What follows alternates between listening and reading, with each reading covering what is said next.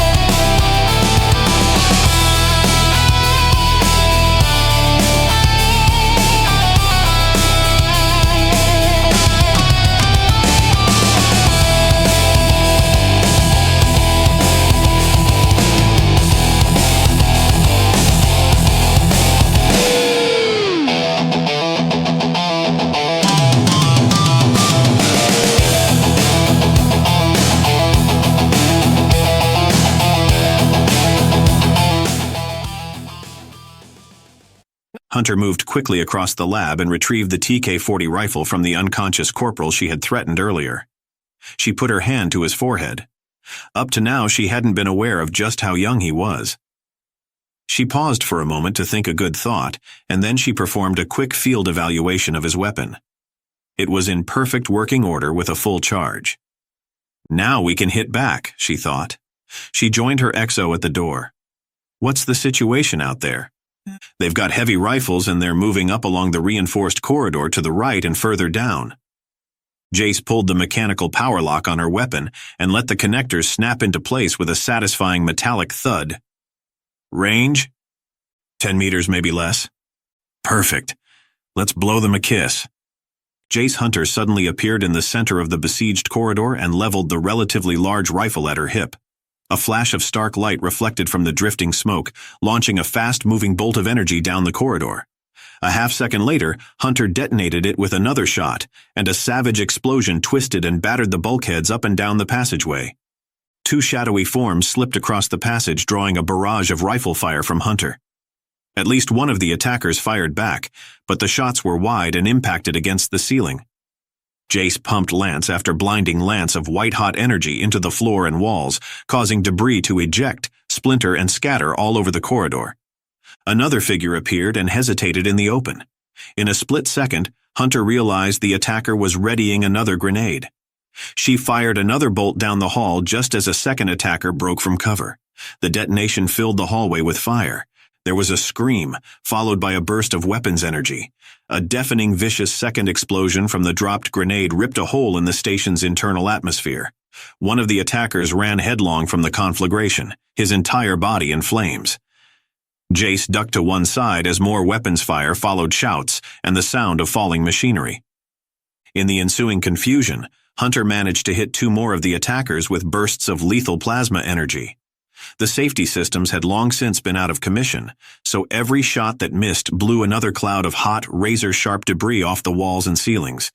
Hunter fired another extended burst, causing several more violent explosions, and then ducked back into the records lab. "Having fun?" Huggins asked.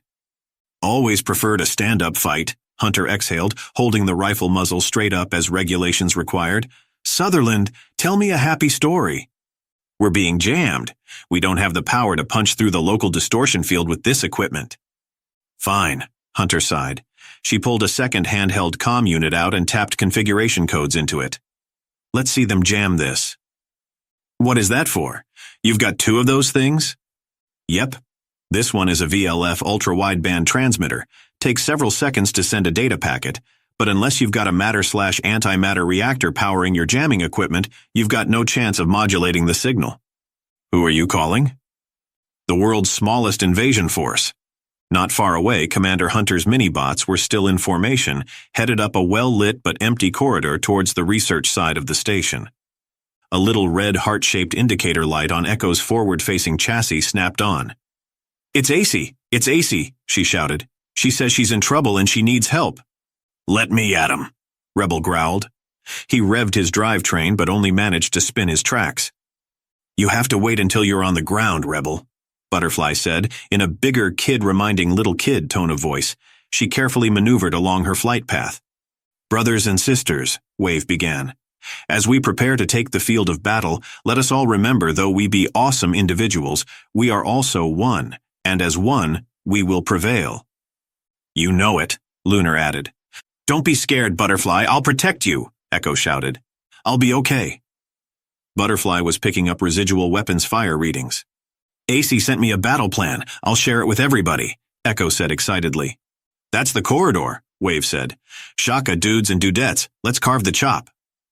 To a spectator, what happened next would have looked for all the world like a 1950s monster film with little model trucks and tanks attacking a guy in a hairy rubber suit. Butterfly performed a textbook assault airlift maneuver, descending at maximum safe speed and placing Rebel in the center of the corridor. She detached and reeled in her magnetic harness as she pitched forward, using her main rotors to accelerate up the battlefield. Rebel's powerful quad drives kicked in, and the chunky little tank rolled towards the action, climbing over small pieces of debris effortlessly. Wave pulled up along Rebel's right flank and collapsed his bay ramp. Echo's light bars began rotating red emergency lights as she backed down the ramp to the corridor floor. As soon as all four of her wheels were on the ground, she swerved to one side with a chirp of her tires and accelerated, following Butterfly's lead. Lunar banked into a position about 6 feet above Rebel and Wave. "I've got targets. Establishing telemetry and battle space data link. Acknowledge." Rebel acknowledges. Wave acknowledges. "Echo here, I read you Lunar." "I see it, Lunar," Butterfly said. One of the intruders had fallen back to swap energy packs in his rifle. He saw the little vehicles first. As usual, there was a moment of hesitation and amusement as he saw a tank in the distance, roughly the size of a thick encyclopedia, climbing slowly over a pile of broken conduits and rolling ponderously down the other side. That hesitation was what the mini-bots always counted on, as it gave them time to close range. Before he knew what was going on, a tiny helicopter burst from the drifting smoke and accelerated up the corridor right at his head. The shadowy intruder stumbled back as Butterfly whizzed past. By the time he had regained his feet, the sound of buzzing emergency horns, chattery sirens, and chirping alert signals filled the corridor. He looked down to find a lights-rotating ambulance bumping into his ankles. "Emergency! Emergency! Clear the road! Clear the road!" Finally, a 110 decibel compressor-charged banger siren sounded, which was enough to drive the intruder back several yards. Echo accelerated down the hall, swerving around the wreckage of the battle, lights spinning. He turned and Lunar was hovering 6 inches from his nose. A targeting laser appeared right between the intruder's eyebrows. "My name is Lunar and you are my prisoner." Chapter 33. "You can tell me now or we'll just pull the plans from the Dunkirk's memory banks. It's only a matter of time, Colonel. Give it up and tell me what's going on between you and Hughes." Atwell continued to stare at the ceiling. The only evidence the man was even alive was his open eyes. The brig cell's invisible force field hummed. "What are you protecting at Releo?" That got the reaction Hunter presumed it might. Atwell turned his head and harumphed. "You're so far behind at this point, Captain. Your only hope is to run for home and kiss your loved ones goodbye." "Big words from a man in a cell, Colonel." "What we discovered out there will change the very nature of reality itself. Your meaningless attempts to understand what is happening here do not concern us in the slightest." "And who is us, Colonel? I see a lot of Skywatch ships. I see an interdiction formation, and I see a big gun with no power system hooked up yet. If I didn't know better, I'd start wondering if this isn't all an elaborate bluff just like your little toy." Atwell got to his feet silently and walked right up to the force field to stare Hunter down. "You were warned. You were warned again. You chose to come here knowing full well things were not as they appeared. I tried to save you. The Admiral ordered me to save you, but you didn't listen. And now you and your crew are going to die. You speak of time, Captain. You have no idea how little of it you have left." "If you're so certain of yourself, Colonel, then why the constant stream of riddles? Speak plainly for a change. What is going on at Releo?" Atwell hesitated, apparently believing he was going to be able to get Hunter to blink. Finally, he turned and went back to his mattressless bunk and sat down. The man looked exhausted, as if he hadn't slept in days. Perhaps he hadn't, but Hunter had to have answers. "The Dunkirk detected a structure on the surface of Releo 2. That planet is a ball of lava and 1,000-degree rocks, Colonel. Any structure down there would melt into ashes in a matter of minutes, no matter what it was made out of. The structure we found is 60 million years old." Hunter didn't answer right away. "Then how?" "How indeed, Captain. When the obelisk was built, the Releo system didn't exist. Are you getting the picture now? Are you willing to put aside your cowboy hat and six-shooter and allow your tiny mind to glimpse the true destiny of humanity? Let's say you're right, and the structure you found doesn't make any logical sense. What does that have to do with Admiral Hughes and the crew of the Dunkirk? Our first readings didn't make any sense. They weren't scientifically meaningful. They couldn't be explained by anyone aboard, even our archaeological team. But that was just our first attempt. After a series of experiments, we determined the laws of physics were breaking down the closer our instruments got to the obelisk. Finally, we managed to complete a molecular analysis of the planet's surface around the object and discovered 5 completely new elements, but that's not what made us take the next step." "You sent people down there?" "Our scientists had to know. Even our non-technical command staff knew something huge was right under our feet. So we concocted a likely story and came back out here with our cargo bays filled with specialized equipment. We have observed the impossible, Captain. What happened next cannot be explained by any science known to man." "What are we talking about here, Colonel? You found El Dorado? Another dimension? Gateways? What?" Our astrophysicist calls it quantum reflection. It's as good a term as any because our best efforts to catalog and replicate our experiments have all failed. Every time we test the zone around the obelisk, we get another set of readings that have nothing to do with the previous set. None of it makes any sense. And all this data is on the Dunkirk? Atwell nodded wearily. One thing we did find is that isotopes don't decay here. They strengthen. So instead of going from unstable to stable in one direction, they go from unstable to more unstable in the other. Our theory is there is something affecting matter and energy that causes quantum effects to form feedback loops that build up unstable energy. The only thing keeping it from ripping the planet to pieces is the effects lose energy the further they get from the obelisk, but that's not going to last. Why is that? Because the nature of these effects mean they build on each other, Captain.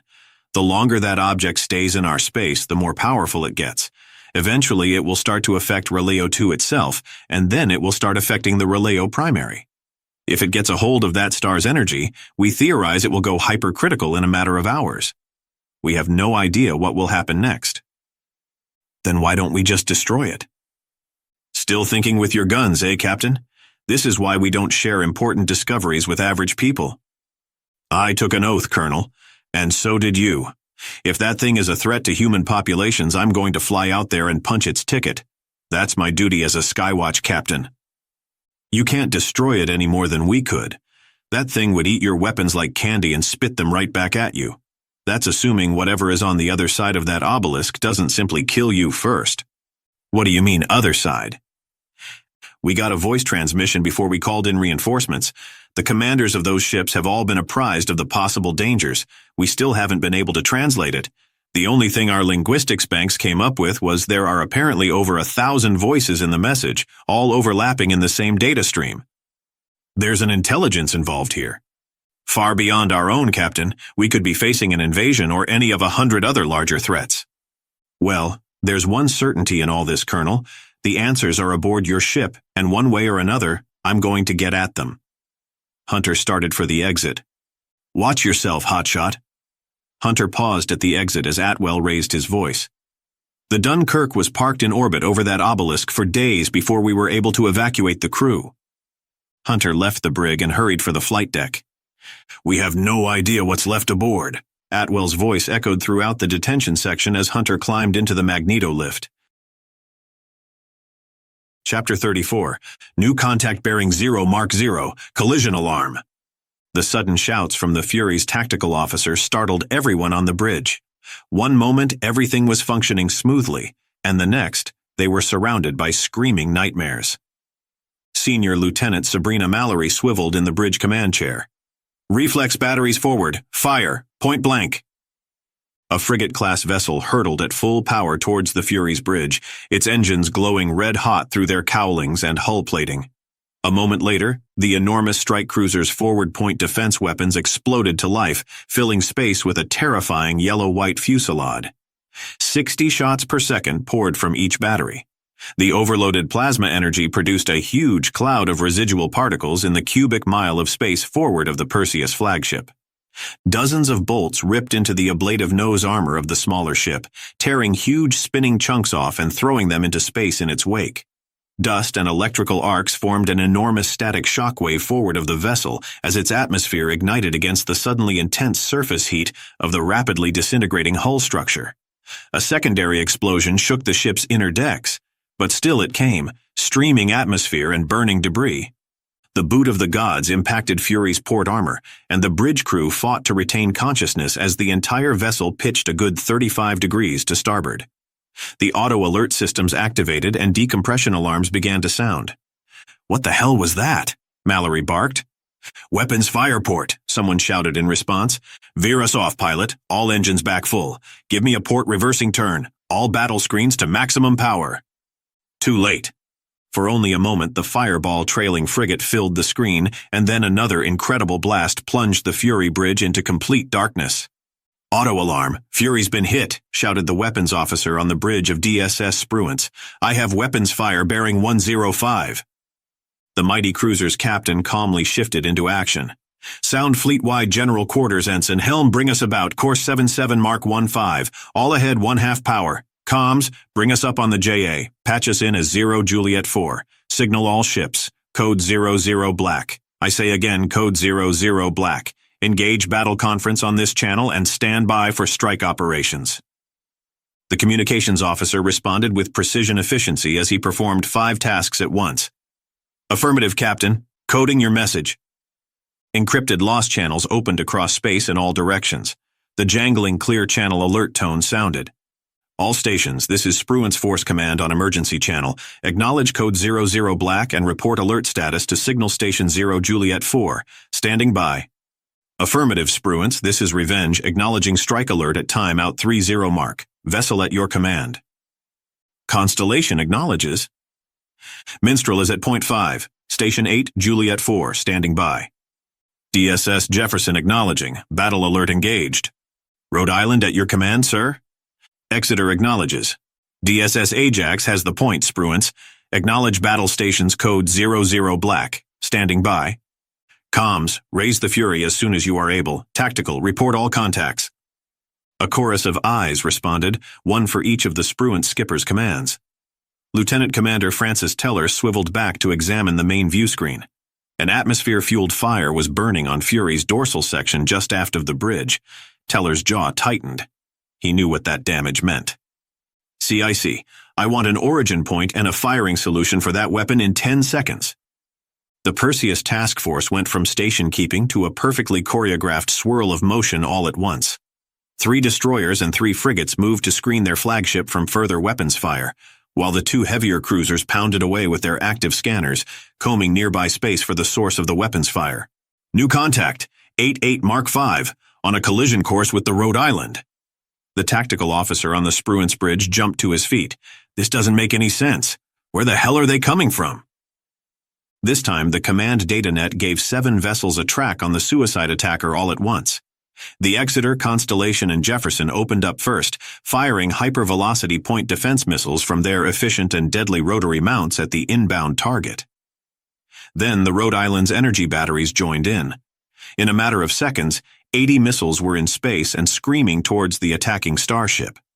Jamming signals managed to confound some of their weapons locks but did nothing to protect the attacker from DSS Revenge. The Fury's escort cruiser calmly pivoted all 4 of her heavy weapons mounts to bear on the diving enemy frigate and opened up with a hurricane of proximity blasts. 10 megaton explosions shocked and pounded space for 1,000 cubic miles around the inbound track of the wildly swerving vessel as the point defense missiles began to impact. A savage storm of incredible destructive energy streamed through space and finally faded. There was no wreckage. CIC, talk to me, Teller shouted. I want to know who is shooting at us, and I want to know now. I have an indeterminate series of targets at extreme range, sir, but I can't vouch for any of this data. Nothing on my screen makes any sense. Blast it, Ensign. I don't want to hear about your theories. Give me something to point my guns at. If they can target us, we can damn well target them. That's the problem, sir. We can't lock up any of this.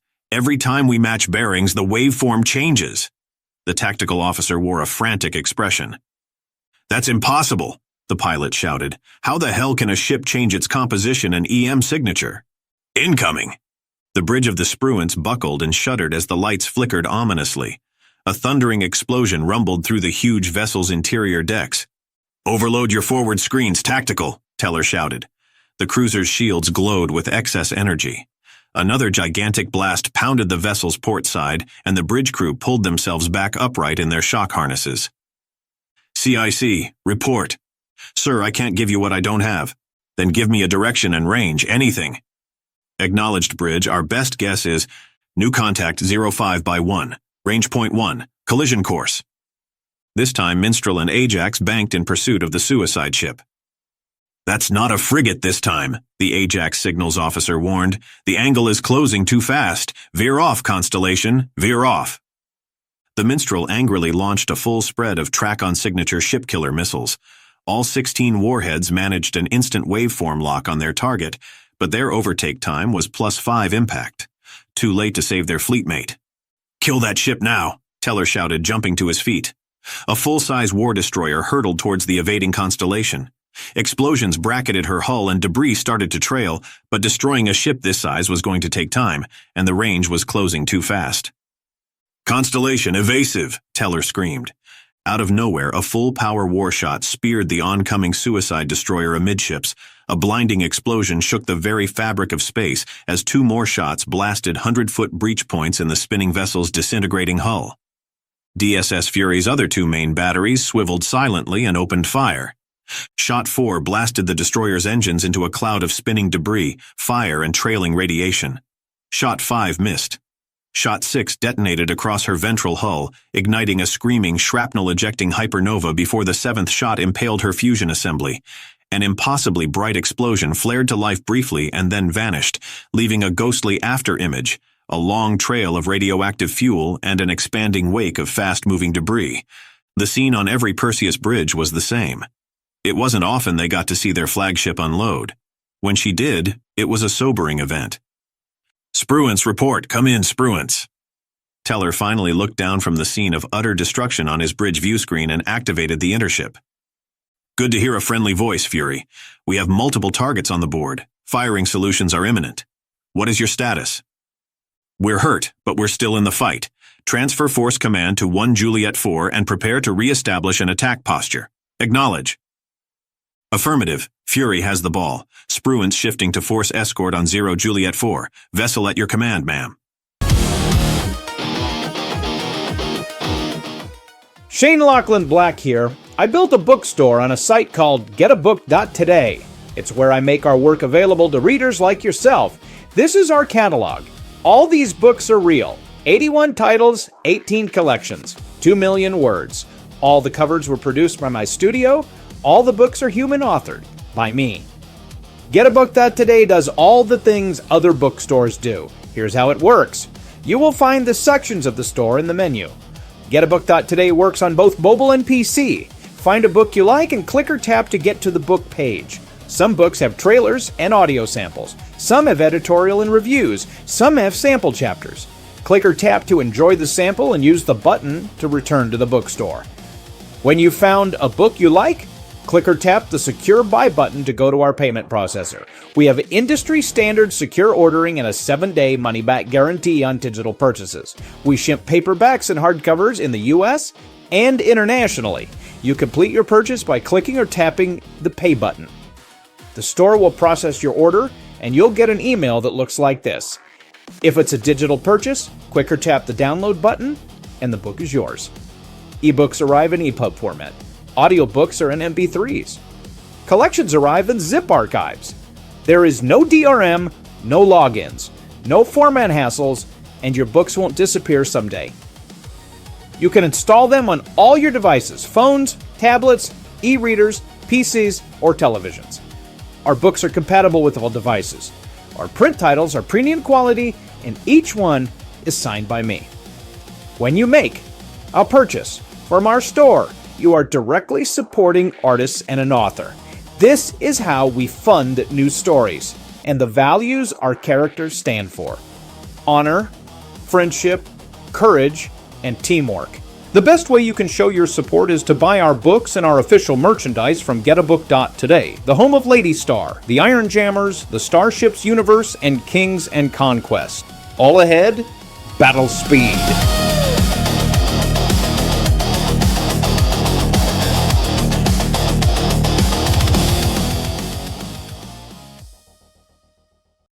"They're gone, sir."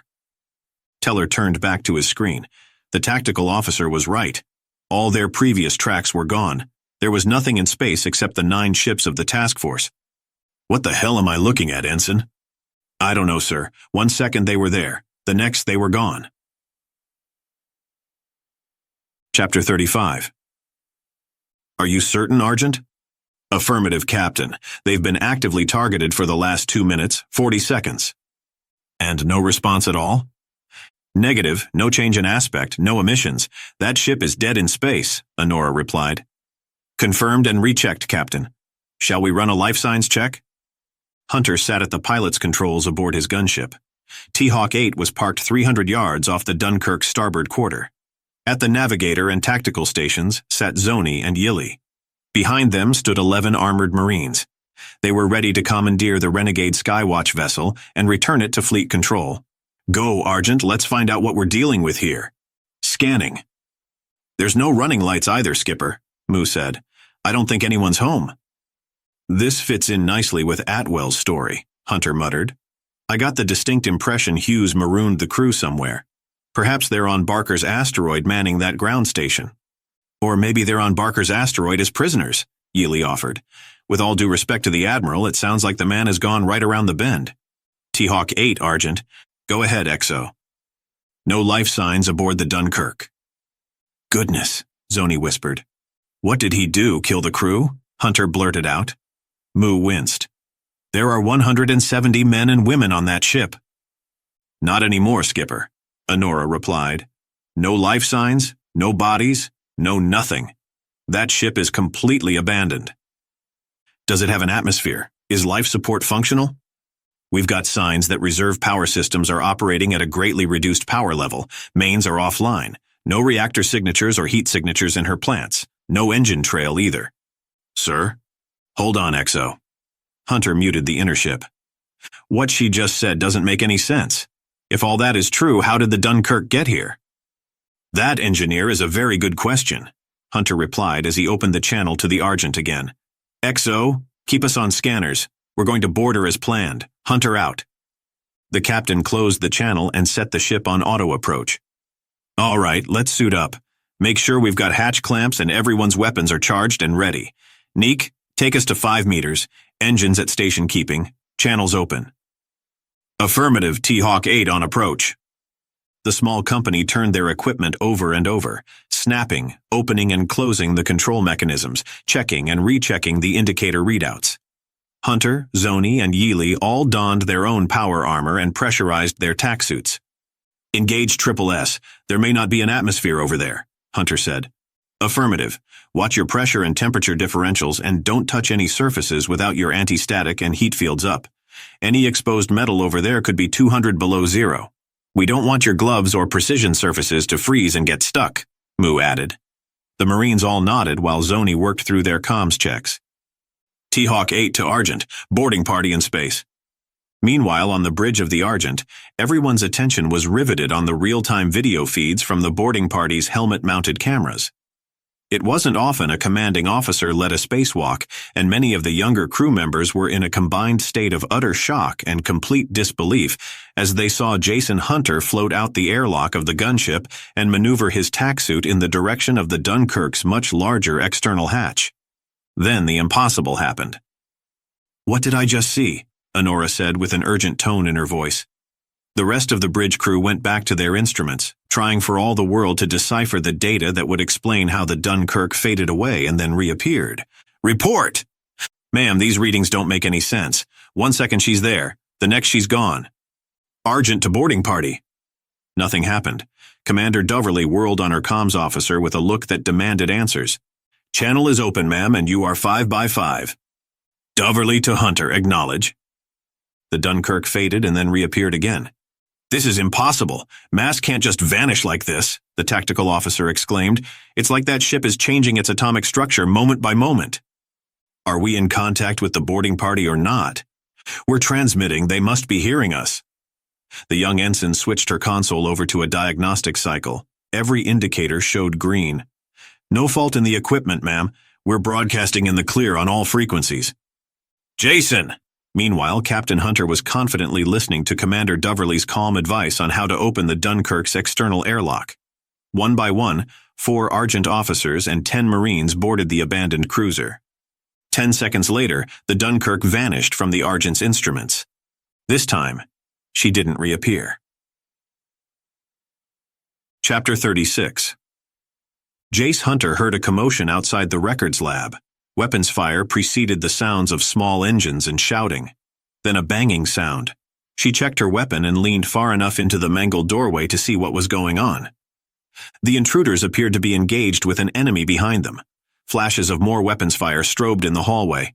A few seconds later, Echo came barreling up the corridor, emergency lights in full operation and sirens blaring. Butterfly was escorting her from a few feet overhead. AC, there's bad guys back there, Echo screamed through the door and skidded sideways to a halt. Butterfly arrived a moment later and pivoted in the air, apparently ready for more action. Are they hurt? Are they hurt? "They're hurt," she exclaimed. "Echo, we have to help them." "Okay," Echo said, revving up alongside Lieutenant Sutherland. "Cliver's first," Jace said. "He had the worst injuries. We didn't have the equipment to stabilize him." "Acknowledged," Echo said as she swerved around and parked by the wounded man's shoulder. Her wheels locked and she deployed her sensors over his face and chest. An indicator panel rose from her dorsal chassis and began to display the wounded officer's vital signs. A small clamp reached out and fastened itself around his arm. A pressure-operated intravenous system went into operation and began to restore blood volume, fresh plasma, and oxygen levels. Almost immediately his condition improved. Lieutenant Sutherland stared in blatant disbelief. She thought the words mobile trauma unit were just talk. But here she was. A robot with the apparent personality and voice of a girl not yet out of elementary school treating her wounded comrade like a veteran battlefield medic. "Don't worry, he's going to be okay," Echo said, her little light bars still going. "He's just tired because he got hurt." Sutherland couldn't help but smile. Echo sounded like she was on a weekend excursion to the park to fly kites. Butterfly had landed nearby and was busy monitoring the local area communications channels. Little indicator lights blinked all around the lower edge of her airframe. "Our transmissions and reception are still being jammed, AC," she said. "I can't hear Rebel, Wave, or Lunar." "We've got to find that jamming unit," Hunter said. "Until we put it out of commission, we'll never be able to re-establish communications with the Fury." "What about the rest of the mini-bots?" Huggins replied. "They can't take on the entire enemy force alone. Can that VLF unit communicate with the task force net?" Jace shook her head. "Range is too short. We can get simple messages from one side of the station to another, but we don't have the power to transmit very far beyond that. Next time we'll just have to remember to bring more army with us." "That's affirmative, XO," Hunter said. "But you know there's still one thing we can try." She pulled out the VLF transmitter again. "Butterfly, did you see any airlock facilities on Deck 5 on the way over here?" "Yes, ma'am," the little helicopter replied. "Yeah," Echo agreed. "There's an emergency one right by the corner at the end of that hall. Lunar, this is AC. Can you hear me?" The progress bar on the unit moved gradually from one side of the screen to the other as the antenna converted the message to data and slowly transmitted it across the limited bandwidth available. Seconds passed. A light appeared on the unit, and another progress bar crawled across. "This is Lunar, standing by." Commander Hunter keyed her message into the unit manually, using Lunar's opcodes instead of his voice interface. After several dozen keystrokes, she hit the Enable key and closed the channel. "What's the plan, Skipper?" "I planted a message for the task force in Lunar's memory. He's going to open the airlock and fly it out to the Fury courier style." "Yay, Lunar gets to go to space," Echo cheered. "I love it when he talks about going to space." "Then all we have to do is hold out for reinforcements," Huggins said, "and hope Rebel and Wave don't get vaporized in the meantime," Hunter replied. Chapter 37. "I want that ship found, Lieutenant. I don't care if it takes every fighter, gunship, and corvette we have. I want the Dunkirk located within the hour. Doverly out." Honora waited impatiently for the magneto-lift doors to open. There was one man aboard who could shed light on the events of the last 30 minutes, and he just happened to be locked in the Argent's brig. When the lift doors opened, a detachment of Marines was waiting. "I'll put my hands around his neck and leave him just enough air to explain himself," Commander Doverly muttered. She marched towards the detention deck with the 4 heavily armed Marines from 2nd Paladins trailing her path. She rounded the corner into the detention section. "Sergeant, open Brig A." "Yes, ma'am." The duty sergeant keyed his identifier and the heavy security door released its vapor seal and silently pivoted on its balanced magnetic hinges. The Argent's executive officer strode into the bay where the total prisoner population of 1 waited. "All right, Colonel, it's time for answer." Atwell's cell was empty. Chapter 38. Brittany Hawkins rounded the corner into the center deck passage on Deck 4 of DSS Exeter at exactly the wrong moment, or exactly the right moment depending on your side. The intruders had their backs turned. The lieutenant dove into a service junction and drew her weapon. She keyed her comlink and set it to intra-ship. "Hawkins to bridge." "Nothing." "Hawkins to bridge, come in. Emergency." Static. "Jammed?" Without time to make a plan, Hawkins peered out into the hallway, pulling her blaster weapon up by her ear. A sudden grasping weight slammed her against the bulkhead. She tried to turn under her attacker's hands, but she was off balance and stumbled out into the hall. Her weapon clattered to the deck just before a gloved clout spun her back against a locked hatch. At that moment, a Marine PFC rounded the corner. "Hey!" Everyone looked up at once. The black-suited intruder and the Marine grappled violently for a moment before the PFC was heaved back. Hawkins dove for her weapon. A blast of white-hot plasma energy impacted the bulkhead. Showers of sparks lit up the small hallway and junction just as the Marine regained his footing. The lights flickered. "Intruders! Intru!" A hard arm to the neck silenced the young PFC, but the sharp sound of his warning had carried. 3 more men and 1 woman emerged from hatches on either side of the cross corridor and ran towards the disturbance.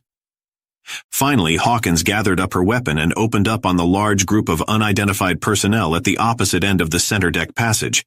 She fired twice, hitting one in the leg and missing wide with her second shot.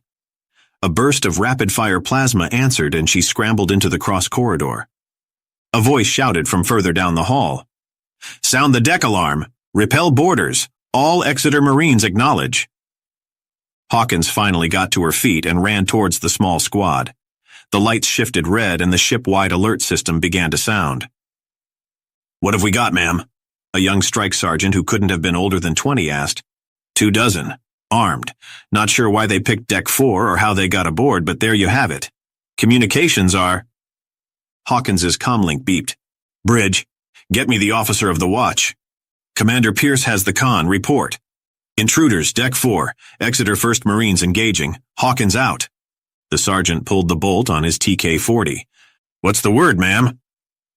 Hawkins glared past the wide contusion on the left side of her face, still trying to catch her breath. "Get those bastards off my ship, Sergeant."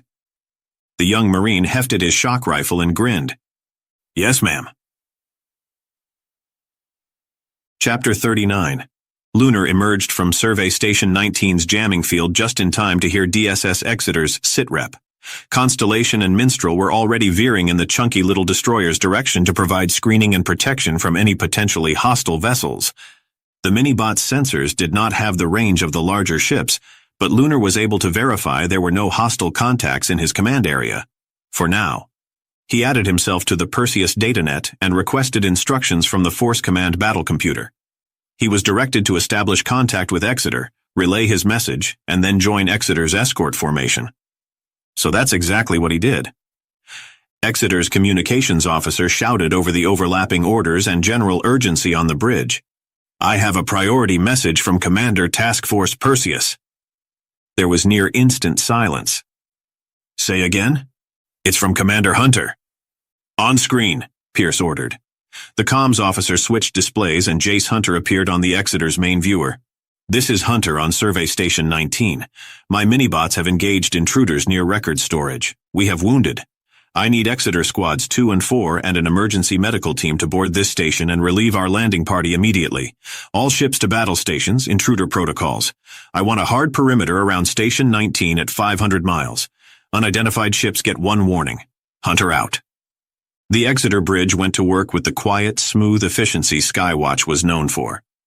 In a matter of moments, orders had been coded and received by the Exeter 1st Marines, and assault ships were powering up their engines. It just so happened this was all taking place during a brutal firefight on Exeter's Deck 4. Sooner, Lieutenant Hawkins climbed past a grim-faced squad of heavily armed Marines and ran up to the man she had originally come to Deck 4 to see. "Brittany, what the hell are you doing here? This place is a shooting gallery. What happened?" She always got a flutter when she saw that tough face change into a look of tender concern for her. Sooner guided her into a small, out-of-the-way room to avoid the quick-moving security details filling the cross corridor outside. "Your face is bruised." The moment the door closed, she reached up and hugged his neck and kissed him desperately. Then they embraced tightly and she sighed. "I was so worried you would run out a door at the wrong time," she gushed, eyes closed. "You're not going to tell me why your face is bruised, are you?" "Nope."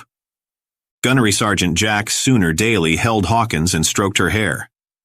Times like this were always hard on the 2 young Skywatch leaders.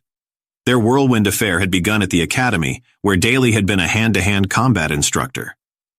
In the 6 weeks between Hawkins's graduation and her official acceptance of an officer's commission, falling in love with her martial arts instructor was technically not against regulations.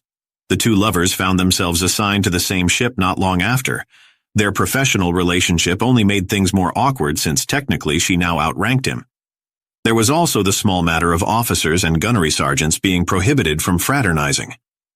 "You need to get out of here and someplace safe."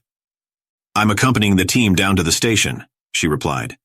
He took a breath to answer, and she put her fingers on his lips. "No arguments this time, baby. I think I know what the intruders are after, and I need to be on that station and get the commander to greenlight my theory.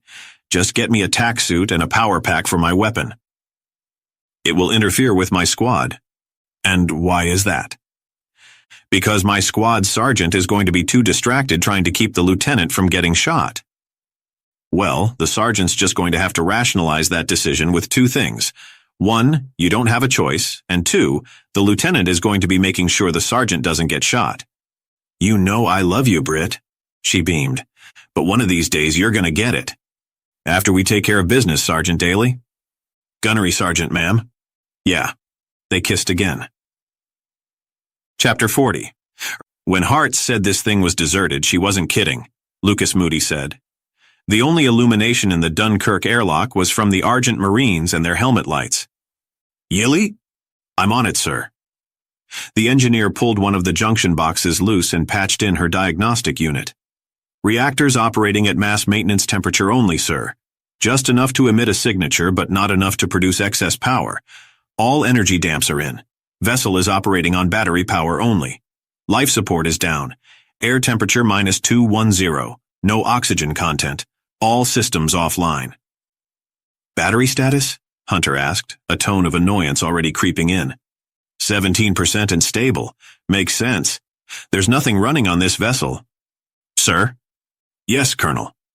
Hunter was busy training his lights on the bulkheads and ceilings, checking for structural damage. "There are atmospheric compounds in this ship incompatible with human life. 5% of the gas mixture here is sulfuric acid. I'm also reading bromine crystals." "Will that affect our tack suits, engineer?" "Negative. As long as you keep your anti-static and temperature fields up, your suits will repel all non-ionized elements in the atmosphere," Yili replied. "It shouldn't affect communications either," Zoni added. "I recommend we stay off the intraship until we secure engineering and the bridge." "Good call, Lieutenant," Hunter replied. "Where would elements like that come from?" Moody asked. "Unknown. Bromine is used as a sealant in high-pressure lamp assemblies. The sulfuric acid could be coming from anywhere," Yili said. "Colonel, run a life signs check again," Hunter said. The captain couldn't shake the suspicion there was something about this situation that just wasn't right. Everything was too well organized aboard the Dunkirk. It was as if... "Scanning. Affirmative, Captain. I have respiration readings on Deck 12 aft. Whatever they are, they're not breathing oxygen." A shudder swept through the boarding party's Marine contingent. Some of the men clutched their weapons tighter. "How many?" "At least a dozen, possibly more. Volume and temperature readings indicate alien life forms in the 300-pound range." Hunter to Argent. "Nothing." The captain activated his comlink's permanent connection to T-Hawk 8. The signal was not returned. "What the hell?" Hunter looked out the airlock's port. There was nothing visible on the Dunkirk's starboard side. In fact, the stars were completely different than Hunter remembered them. "We're not in Gitairn anymore." "What?" Moody asked, checking the port nearest him. "Where is Argent?" "A better question, Colonel, is where are we?" Just then, the thrum of approaching footsteps echoed outside the airlock. Captain Hunter hefted his weapon, set the power output to maximum, and pulled the bolt. He spoke calmly and efficiently. "Weapons free, ladies and gentlemen. Maximum power amplification. Target anything not wearing an Argent insignia. Fire at will." Every order was by the book. In fact, the orders were issued in the recommended order from the book. The Argent Marine Squad quietly and quickly configured their equipment and engaged their tack suit magnetic and power deflectors. Colonel Moody was as impressed as anyone else in the squad. Jason Hunter had made a career out of seat-of-the-pants decision-making, but it always seemed when the time came to lead by example, he was able to set aside the hip-shooting frame of mind and do things so as to satisfy a regular line officer his duty had been done. Then again, this wasn't the first time Mu had served alongside the captain in a crucial situation, and it certainly wasn't the first time he had seen Hunter switch from Maverick to regulation Skywatch. Yili had stowed her engineering equipment and had a heavy blaster in each hand. Zoni was equally well armed, except she settled for a single pistol. For a few moments, the sound outside stopped. The Argent landing party waited and listened. Only the hum from their equipment's power packs was audible. Even their highly sensitive SSS antenna were silent. There was simply nothing inside or outside the room to translate into audio-visual or tactile information. Still, they waited. Hunter watched the tiny chronometer he had set. 26 seconds had passed since the sound had stopped. There were no other anomalous readings of any kind. Things were beginning to exceed reason. Only a mechanism would be capable of remaining motionless long enough for the sensitive SSS circuitry to completely lose track of it at such short ranges. Even through a ship's bulkheads, there would be respiration, heartbeat, circulation, weight settling, weight shifting, something. Colonel, it happened so fast no human being would have been able to react in time. A calamitous explosion of sound, metal, energy discharge, and organic brute force obliterated the airlock's inboard bulkhead and filled the room with an enormous dark, vaguely insect-like shape. Whatever it was, it had a hard, chitinous shell of some kind. A razor-sharp combination of claw and pincer slashed across the chamber, slamming 3 Marines against the metal wall. Its bulk twisted and it prepared another attack. Colonel Moody was far enough away from the creature to take aim. He pumped at least 9 conch rounds from his TK-40 into the creature's side. Each shot strobed white in the suddenly crowded space. Hot fluids, wispy smoke, and broken pieces of the creature's shell exploded in all directions. There was a high-pitched, dissonant scream consisting of at least a half-dozen different voices, followed by a spasm that crushed Mu, Yili, and 2 other Marines up against the opposite wall. Once the creature careened to the opposite side, Captain Hunter was able to pull himself far enough out of the way to move. Realizing he didn't have room to aim his weapon, he drew 2 7-inch sonic knives from his tack harness and raised them as high as he could reach. Using all of his strength and weight, he plunged both weapons into the creature's shell. The contact blades energized the moment they hit the solid carapace. It was the melee equivalent of setting off 2 shaped charges against a solid obstacle. The shell cracked and shattered in all directions. Blue and white electrical energy arced across its back. Hunter held on to the 2 knives' hilts as long as he could. The vibrations rapidly became unbearable and threatened to transmit dangerously powerful sympathetic vibrations into his skeletal structure. Moments before the bones in his hands shattered, he released his grip and fell back. The knives continued doing what they were designed to do. Once in contact with a solid object, their internal power systems poured more and more energy into a narrow-field sonic envelope carried by the gas synthesis produced from the weapon's electrical capacitors. The destructive effect was terrifying. They operated on roughly the same principle as an underwater welding torch, producing all of their own chemicals, power, and destructive motion. The sound rapidly became unbearable. The marine tack suits compensated by producing and amplifying a counterwave. The knives bored their way into the creature, causing more screams and more spasm-like slamming attacks against the Argent squad. The creature threw itself back in Hunter's direction, which freed the colonel's weapon again. He and Yili opened fire with brutal effect. The TK-40 blasted 2 ragged wounds the creature's side. Yili's weapons punctured 2 of its legs and the muscle structures where they attached to its body. It swiped at them weakly, but missed. Finally, it sank to the floor, twitching. Hunter retrieved his knives. "Did you say a dozen, Colonel?" "If we don't count the ones that just appeared on Deck 6, sir." Chapter 41. Attention unidentified personnel. This is Captain Uriah V. Cleghorn, DSS Exeter 1st Marines. You are hereby ordered to surrender your weapons and stand down. If you do not comply, we have orders to engage with lethal force. Acknowledge. Cleghorn was well aware of the fact the jamming field likely attenuated any possibility his message was received, but regulations required any Marine assault force approaching a friendly target to make at least one challenge.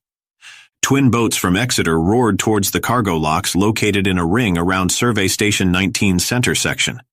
They were relatively large egress points for the facility, designed to soft-lock most vessels in the 100,000-ton and up freighter classes. Each boat held 31 heavily armed Marines in fully powered tack suits. The personnel bay shook and heaved as the assault boat twisted and banked in its evasive approach pattern. "I need an escort to Records," Lieutenant Hawkins announced.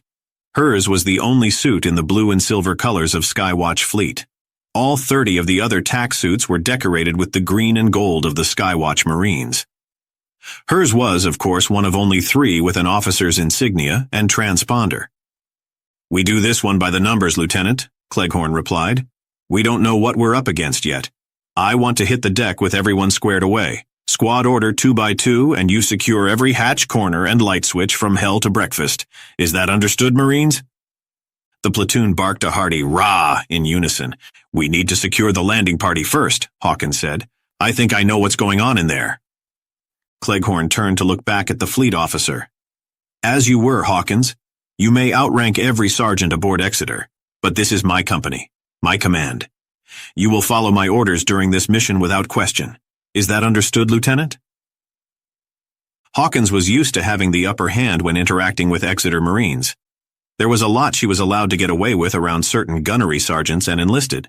1, because she was his fiancée, and 2, because for the last year or so she always had the option to playfully pull rank. But here, 100 miles out from a potentially deadly firefight, there was one inescapable fact. A Marine captain outranked a fleet junior lieutenant, and Hawkins had now cashed in her one free screw-up. The look on Cleghorn's face told her further outbursts were unlikely to be tolerated. "Yes, sir." "Outstanding. Rollins, hand me that exterminator."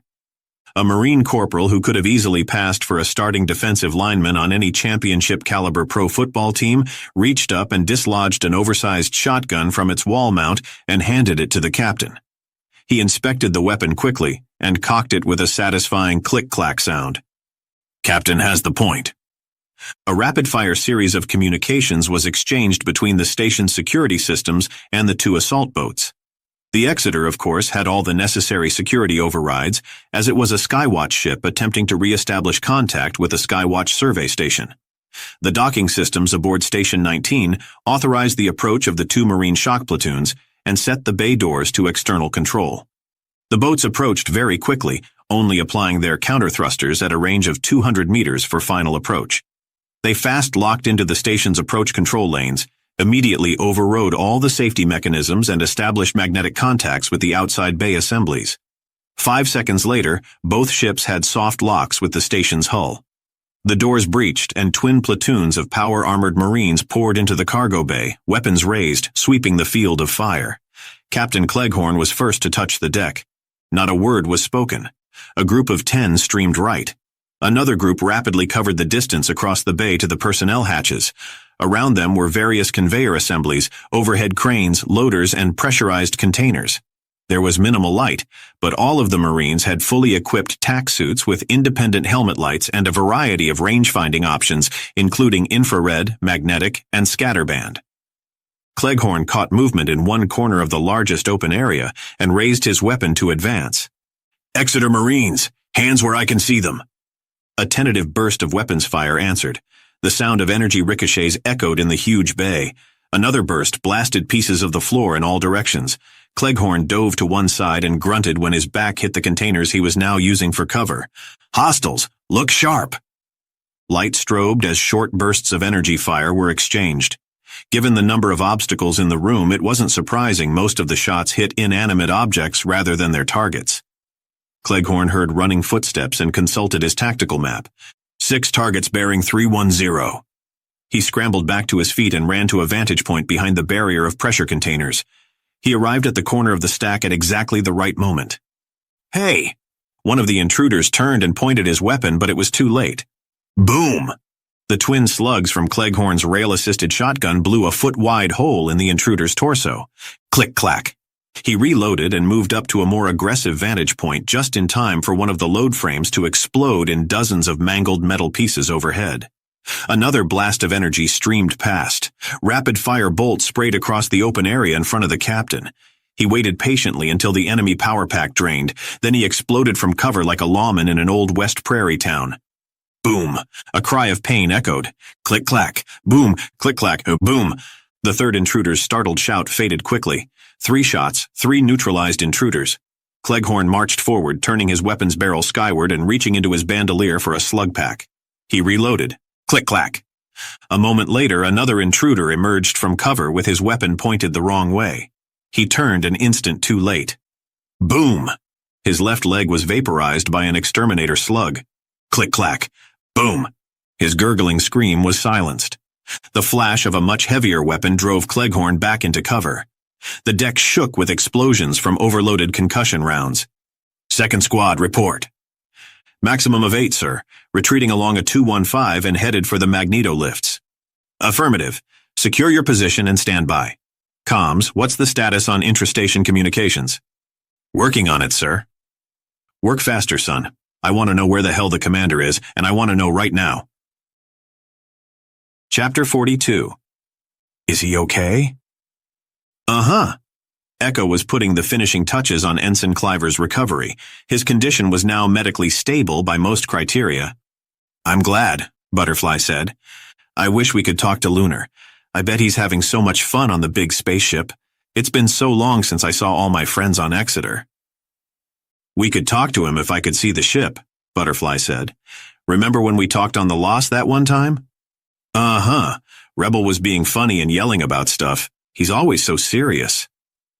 Commander Hunter was busy monitoring the EM situation with her handheld signals analysis unit, but somewhere in her subconscious she was also listening intently to Echo and Butterfly's conversation. Something had gotten her attention and she couldn't shake the feeling this was one conversation she should be part of. Tom, listen, she whispered. Commander Huggins perked up and watched Jace Hunter's raised eyebrows as the two little minibots conversed. Yeah, I remember that. When Rebel was running around and trying to hide from the laser net, he didn't know you were watching him from way up in the sky. That's why I could always find him when we play hide and seek. I think that's why AC gave him new engines and stuff, 'cause he was mad he couldn't win like before. I don't get it, Huggins whispered. Hunter kept her voice low. They're talking about lost communications, laser-assisted data networking, same stuff Skywatch uses for their electronic warfare protocols. Yeah, same stuff we use for battle conditions. Butterfly knows how to do lost communications, and so does Lunar. It hit Tom in an instant. Lost can't be jammed. All we need now is a window. Commander Hunter crouched down by Lieutenant Sutherland. How is she doing? Hi, AC, Echo chirped. She's sleepy now, but everyone's all better. Butterfly, do you remember how to do lost communications with the other minibots? Hunter asked. Yes, I do. It's really easy once you taught us how. Do you think you could find a port on the opposite side of the station and talk to Lunar for me? And do you think you could relay communications from my designator to the Exeter Bridge? Yeah, if Lunar is out in space, I can see him and send him messages. Then let's get started. I need you to fly back to where Rebel and Wave are and find the hatch Lunar used to leave the station. It will have a port in it. Use that port to establish lost contact with Lunar and set up a comnet with my designator and the Exeter Bridge. Okay. Can I go too? Echo asked plaintively. I need you to stay here and take care of my officers, Hunter replied with a smile. You're doing a great job.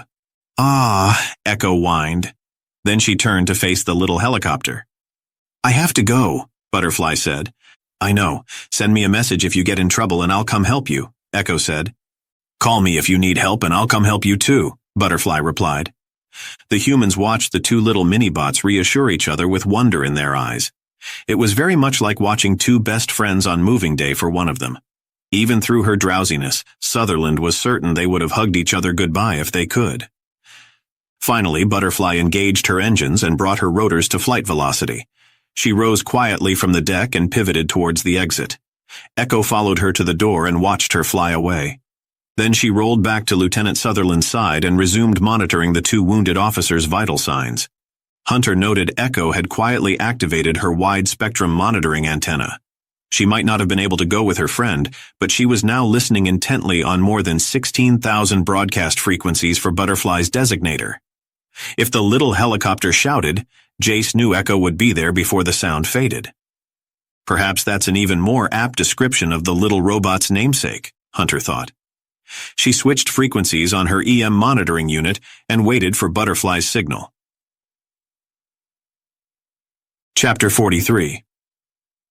We've got to get out in the open, Skipper, Colonel Moody said. In a cramped space like this, we can't use any of our advanced weapons capabilities. Even a corridor is better than this airlock. How many, Lieutenant? Hunter asked as he helped one of the landing party Marines fix his environmental controls. Now, more than 40 confirmed readings, sir, Zoni replied. I estimate a new creature appears roughly once every 160 seconds.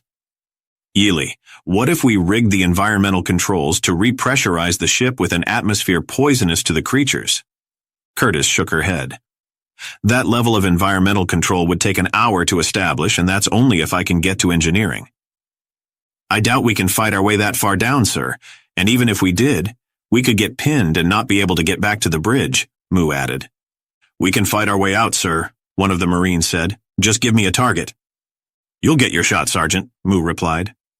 What can we do from here, engineer? Hunter asked. I can restart the mains and power up the ship in about 20 minutes if we ignore the checklist, sir. But with respect, where to? We can't operate all the systems on the Dunkirk without more manpower, and even if we could, we have nowhere to go.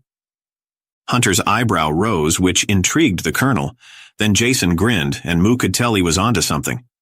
What about maneuvering? Sure, I guess. If we can get to the bridge and barricade ourselves in there, we can drive around for a while. We can't use the jump engines without navigational and SRS personnel, though. Sublight is doable within reason, Yeely replied. Reason? Mu asked. Without shields or armor power, we don't want to get going too fast to avoid debris or obstacles. We don't need to go anywhere, Hunter said. We just need to be able to stop. Sir? Our guests don't have seatbelts, and if we conveniently forget to activate the drive field, they're going to get a first-class education in what it's like to ride in a moving van during a Mach 1 slalom event. Let's get to the bridge. Zoni, you keep us out of our guests' way. The captain hefted his weapon and peered out into the loading deck corridor. It was clear in both directions. Smartly now. Hunter slid up the airlock corridor quietly and took a cover position at the junction with the cross-tunnel that led to the Dunkirk's magneto-lifts. Nothing on this deck, sir, Zoni said quietly over the squad comlink. Watch our back, Mu, Hunter said. Affirmative, skipper. Hunter led the column swiftly along the cross-tunnel while Zoni kept her local area sensors locked on the creature's biological profile. What about the lifts, Yeely? Hunter asked. They have auto-power systems, sir. They'll run off the batteries without any extra work. Outstanding. Hunter stopped at the airlock deck core structure and looked around with his helmet lights. The ship's interior was beginning to show signs of condensation. Water vapor in the residual atmosphere was gathering on flat surfaces and cooling to a liquid state as the internal temperature fell. Every boarding party member's suit was reading the atmospheric pressure at about 7 pounds per square inch and air temperature at just over 30 degrees Fahrenheit. Lift 4 to the bridge. Yeely, Mu, and Zoni first. Marine Squad in Lift 3. I'll follow you up. Sir, I... Understood, Colonel. These two are more important. Let's go. The Argent senior officers didn't look convinced, but they followed their orders. In a few moments, Lifts 3 and 4 were on their way to Deck 1. Hunter moved around the core structure to Lift 2 and saw that it was operational. He keyed in the universal access code and listened as the pressure door released the seal. He trained his weapon on the lift car as the doors opened, but there was nothing waiting for him except an empty space. He climbed aboard and keyed Deck 1. I don't understand where the crew went, Zoni said as the squad occupied the Dunkirk bridge. If they were forced off the ship, that would be one thing. But how do you get 170 people to involuntarily abandon ship?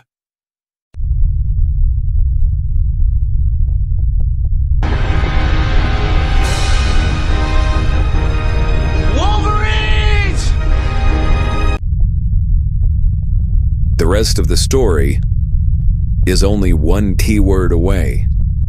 Visit jumpline.click in your browser. New keywords are activated every day. Get access to our entire catalog of science fiction, fantasy, and gamelit.